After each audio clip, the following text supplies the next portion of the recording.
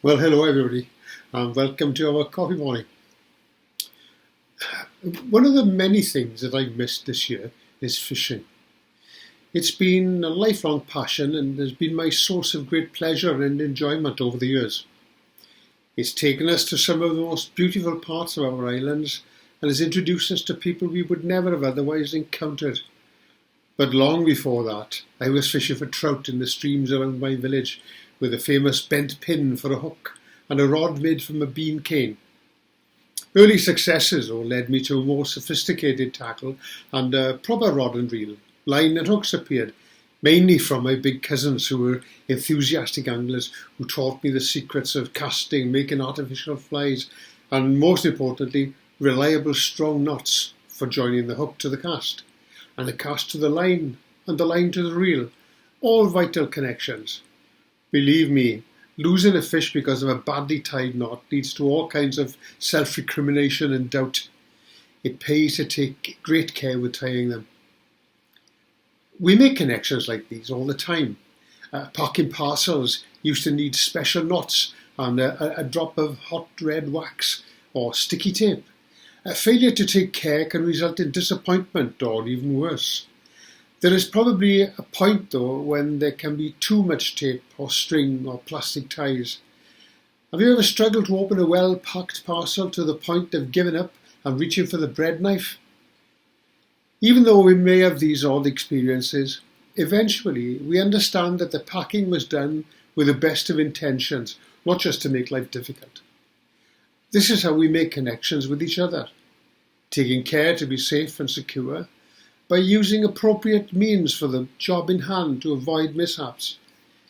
It's worth taking time to learn that failing to tuck the tail of a half-blood knot can result in a lost fish, just as a careless remark can cause hurt and misunderstandings. But thankfully, these can be repaired with a dose of good sense and humour. The connections we make with each other have something in common with the packing of a parcel or the assembly of fishing tackle. They are not ends in themselves, but part of a process. We take pains to do it carefully and thoughtfully because we want them to be strong enough for the job and avoid taking for granted that any sort of knot will do. A casual overhand knot will be sufficient for tidying a cable out of the way, but for something more important, a more robust solution is needed.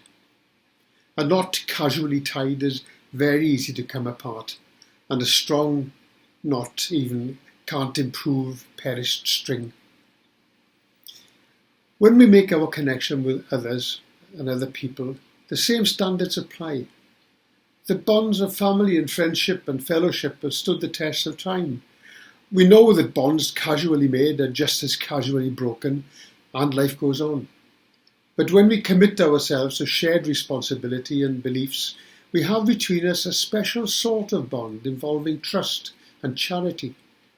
These are the ties that bind us to our mutual benefit.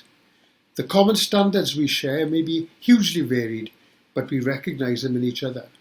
We value them, even if we may not wholeheartedly agree all of the time. The important ties are made of substantial stuff and joined with robust fixings. Our coffee morning connections and our church without walls and all its activities stand witness to that. The ties that bind us, even in these strange times, are proving to be fit for the job. Well, take care, look after yourselves, God bless.